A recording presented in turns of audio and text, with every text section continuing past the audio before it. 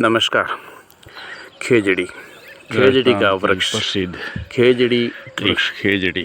तो खेजड़ी का वृक्ष इसके राजस्थान, गुजरात प्रदेशों में अभी खेजड़ी का नाम इसलिए है कि खेजड़ी बचाओ आंदोलन भी चल रहा है। दूसरा, खेजड़ी का अभी मौसम है, खेजड़ी की सांगरी आती है जिसका बहुत अच्छा सब्जी बनता है और वो मार्केट में उसकी कीमत 1000-1200 की सूखी सांगरी का रहता है। तो खेजड़ी के ऊपर चढ़ करके पूरा खेजड़ी का आपको बताएंगे और ये खेजड़ी की मुख्य विशेषताएं और बाकी सारा भी इस वीडियो में मिलेगा। वीडियो को लाइक कीजिए, चैनल पर नए सब्सक्राइब कीजिए, वीडियो को शेयर कीजिए। खेजड़ी भारत, राजस्थान, दिल्ली, गुजरात, पंजाब और मध्य प्रदेश के शुष्क क्षेत्रों में और बाहर देखें तो अफगानिस्तान, ईरान, पाकिस्तान में पाई जाने वाली सबसे आम वृक्ष प्रजातियों में से एक है।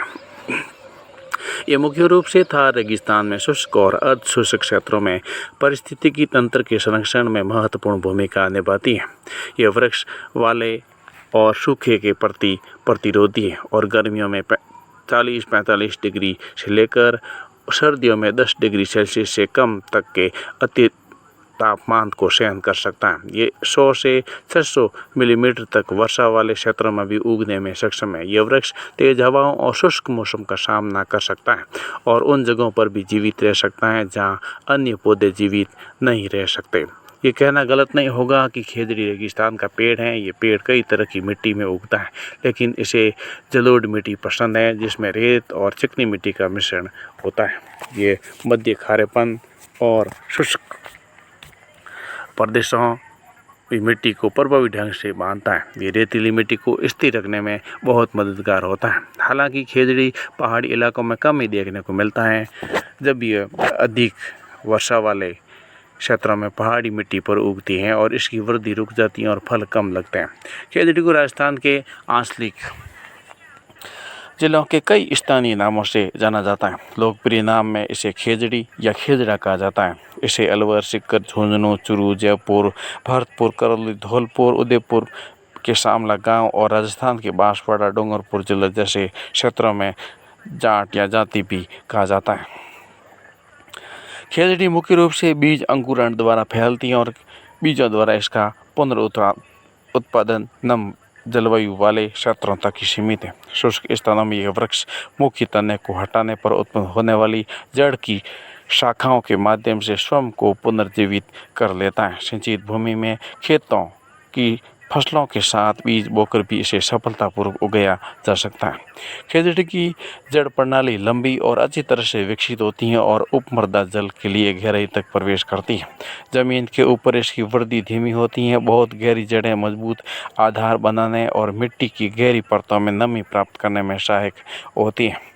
गर्मी से पहले पेड़ों पर नए पत्ते उग आते हैं और ये पत्ते द्विपंखुड़ी नुमा होते हैं और 3 से 4 सेंटीमीटर लंबे होते हैं। शाखाओं पर छोटे शंकु के आकार के चपटे कांटे होते हैं और फूल छोटे पत्तियों के बगल में गुच्छों में लगते हैं और पीले से लेकर मलाईदार सफ़ेद रंग के मार्च और अप्रैल तक दिखाई देते हैं। और खेजड़ी गर्मियों में फल देने सांगरी का फल देने वाला पेड़ है। इसका फल बेलनाकार होता है और सांगरी और बहु बीजों वाली फली 20 सेंटीमीटर तक लंबी होती है। लटकती और सिरे पर नुकीली ये शुरू में हरी होती है, लेकिन पकने पर पीले भूरे रंग की हो जाती है, जिसको खोखा बोला जाता है। पेड़ का ऊपरी भाग घना, गोलाकार और छायादार होता है।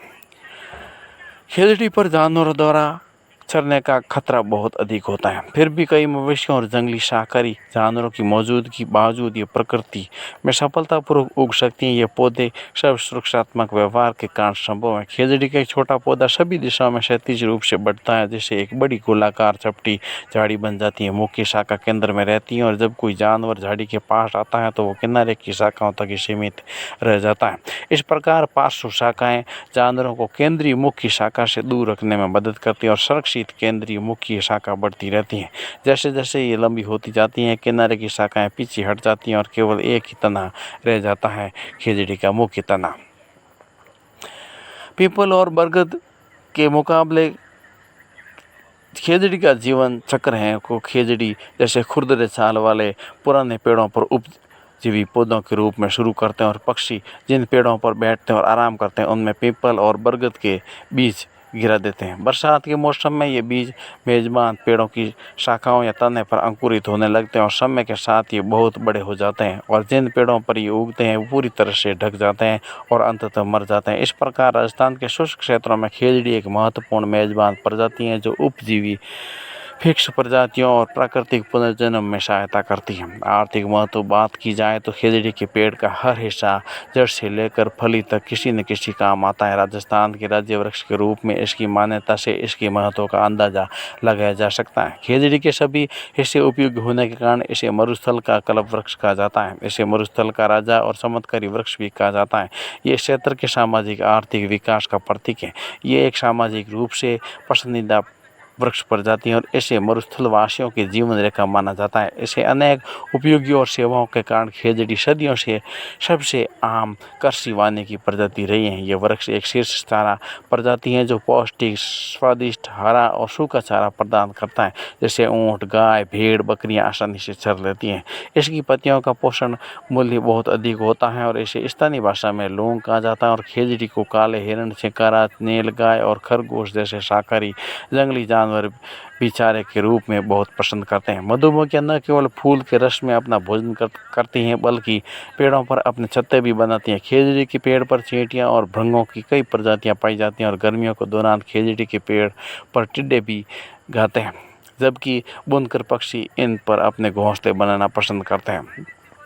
खेजड़ी एक नाइट्रोजन स्थिरीकरण वृक्ष है जो मिट्टी की उर्वरता को बढ़ाता है और इसके आसपास बोने पर कृषि फसलों को सहारा देता है। खेत की सीमा के किनारे लगने वाली खेजड़ी प्रभावी पवन अवरोधक का काम करती हैं और पौधों को रेगिस्तानी हवाओं से बचाती हैं। अपने पत्ते गिराने पर ये मिट्टी को और जैविक पदार्थ का एक समृद्ध स्रोत खाद का प्रदान करती हैं और पूरी तरह से विकसित पेड़ से लगभग 60 किलोग्राम हरे पत्ते प्राप्त होने की उम्मीद है, बशर्ते मध्य शाखा को छोड़कर पूरी तरह से छंटाई की जाए। कमी के समय चारा प्रदान करने के अलावा लौंग अत्यधिक पौष्टिक होता है जो गायों, भैंसों और बकरियों के दूध उत्पादन की गुणवत्ता और मात्रा दोनों बढ़ाता है। हालांकि ये पत्ते पेड़ों की मजबूती और जीवन काल को भी कम करते हैं। कच्ची फलियां हरी होती हैं और स्थानीय भाषा में इन्हें सांगरियां या सांगर कहा जाता है और खेजड़ी की सूखी हरी फलियों को भंडारित करके साल भर खाना बनाने में सब्जी में इस्तेमाल किया जाता है। ये 5 सब्जियों में से बने स्थानीय व्यंजन पंचकूटा की एक प्रमुख सामग्री है। पकी हुई सूखी फलियों को स्थानीय भाषा में खोखा कहा जाता है और इसका गूंदा मीठा होता है और ये खाने योग्य है। गूंदाता जिन्हें स्थानीय बच्चे बहुत पसंद करते हैं और इनका उपयोग पशुओं के चारे के रूप में किया जाता है। यहाँ तक कि 1899 और 1939 के भीषण अकाल के दौरान इसकी चाल, जिसका स्वाद कसेला और कड़वा होता है, खाई गई और मई और जून के दौरान प्राप्त होने वाला पेड़ का गोंद पौष्टिक और स्वादिष्ट होता है। औषधीय उपयोग की बात की जाए तो आयुर्वेद और अन्य पारंपरिक चिकित्सा प्रणालियों का उपयोग लंबे समय से विभिन्न रोगों के उपचार में किया जाता है। विशेष रूप से इस वृक्ष की छाल का अर्क, बिच्छू और सांप के काटने के लक्षणों के उपचार में उपयोग किया जाता है। इसके उपचारों में त्वचा संबंधी बीमारियों से राहत दिलाने से लेकर गर्भपात की रोकथाम और प्रसव को आसान बनाना शामिल है। यह कहना गलत नहीं होगा कि खेजड़ी थार के नाजुक परिस्थिति के तंत्र में एक महत्वपूर्ण प्रजाति है। आज खेजड़ी का पूजा की महत्व की बात की जाए तो सांस्कृतिक रूप से समाज में इस वृक्ष का विशेष महत्व। हिंदू धर्म में भगवान कृष्ण के जन्माष्टमी अवसर पर घरों में खेजड़ी की हरी टहनियों की पूजा की जाती है। राजस्थान के कुछ जिलों में इस वृक्ष कृष्ण का प्रतीक और विष्णु समुदाय में भी इस वृक्ष का आदर और पूजा की जाती है। शुष्क जलवायु के कारण रेगिस्तान वन क्षेत्र में बहुत कम है और खेजड़ी वृक्ष अत्यधिक वन क्षेत्र विशेष रूप से पारंपरिक ओरण और गोचर पवित्र उपवन और चारागाह में प्रदान करता है, लेकिन इन क्षेत्रों में कानूनी रूप से संरक्षित नहीं किया गया है। हिंदू महाकाव्य रामायण और महाभारत में इस वृक्ष के उपयोग और महत्व का उल्लेख मिलता है। राम ने रावण का वध करने से पहले देवी शक्ति का प्रतीक खेजड़ी वृक्ष की पूजा की और इस वृक्ष की पूजा को शव पूजा कहा जाता है और पांडवों ने भी इस वृक्ष की पूजा की थी और अपने अज्ञातवास वनवास के दौरान में हथियार इसमें छिपाए थे। वैदिक काल में भी इसकी लकड़ी का उपयोग पवित्र यज्ञों और भक्तिपूर्ण शुद्धिकरण अग्नि अनुष्ठान की लौ प्रज्वलित करने के लिए किया जाता रहा।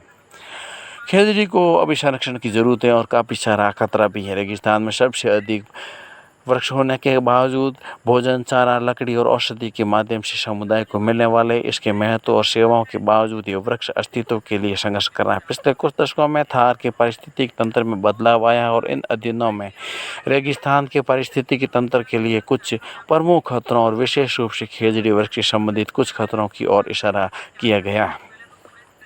रेगिस्तान में भूमि उपयोग और बदलते स्वरूप की जैविक विविधता प्रभावित हो रही है और स्थानीय वनस्पतियाँ और जीवों का दबाव बढ़ रहा है। शहरी क्षेत्रों में तेजी से वृद्धि होने के कारण नए उद्योगों और निर्माण के लिए हर साल कई हेक्टर भूमि शहरी क्षेत्रों में परिवर्तित किया जाता है, जिससे पहले ही धीमी गति से बढ़ने वाले खेजड़ी के पेड़ को सीधा नुकसान हो रहा है, यानी कि काट दिया जाता है। और इसके अलावा रेगिस्तान जलवायु में कई प्रकार की बगीचे और पेड़ों के होने से प्रजातियों अपने पारिस्थितिक तंत्र में खेजड़ी के पेड़ की जगह ले रहा है और खेजड़ी के पेड़ों की जगह नीम, बबूल, गुलमोहर, करज, शीशम और पीपल वृक्षारोपण भी हो रहे हैं।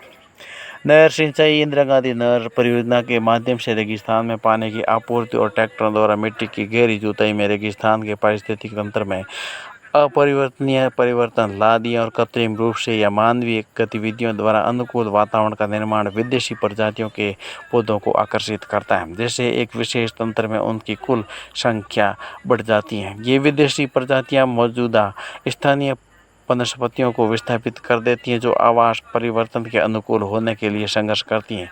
पानी के नए प्रवाह ने कई पार्कों और कृत्रिम परिसरों को बनाए रखा, जैसे अल्टरनेरिया जैसे कई विनाशकारी कीटों और कवच प्रजातियों को आमंत्रित किया गया है, जो खेजड़ी की मृत्यु का कारण बनता है। इसी तरह शुष्क क्षेत्रों में अधिक से अधिक ट्यूबवेलों की स्थापना से जल स्तर गहरा होता जा रहा है, जो खेजड़ी की जड़ प्रणाली को पहुंच से बाहर है। वर्तमान में राजस्थान के नागौर जिले में लगभग 70% पेड़ रोगग्रस्त पाए गए और अन्य प्रभावित क्षेत्रों में चूरू, सीकर, झुंझुनू जिले शामिल हैं।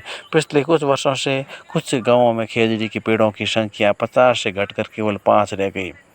खेजड़ी वृक्षों की अत्यधिक कटाई से विशेषकर सूखे के समय उनकी मृत्यु दर और भी बढ़ जाती है और पेड़ों का कटा हुआ ठूंठ कीटों के अंडे देने से आदर्श स्थान होता है। इन कीटों के लार्वा वृक्ष के भीतरी भाग में रस को चूसकर उसके ऊतकों को नष्ट कर देते हैं और पेड़ ऊपर से सूखना शुरू हो जाता है और अंततः उसकी मृत्यु हो जाती है। खेजड़ी का अस्तित्व थार क्षेत्र में पारिस्थितिक तंत्र में खेजड़ी के योगदान को बहाल करने के लिए इसे मूल वातावरण संरक्षित करने हेतु ठोस कदम उठाने की आवश्यकता है। राजस्थान में खेजड़ी की आबादी चिंताजनक दर से घट रही है और भूमिगत जल स्तर में गिरावट के कारण पेड़ों की अंधाधुंध कटाई के प्रतिकूल प्रभाव और भी बढ़ रहे हैं। किसानों को खेजड़ी के पेड़ों की अत्यधिक छटाई और कटाई बंद कर देनी चाहिए, क्योंकि ये कीटों और संक्रमणों का मुख्य कारण है। खेजड़ी की छटाई के बीच कम से कम 1 वर्ष का अंतराल होना चाहिए, ताकि पेड़ कीटों और रोगों से हुए नुकसान के उबर सकें। कटे हुए हिस्सों, खुले घावों का इलाज निर्धारित रसायनों से किया जाना चाहिए, ताकि फफूंद संक्रमण और शूट बोरर के पास मौजूद अंडों को रोका जा सके।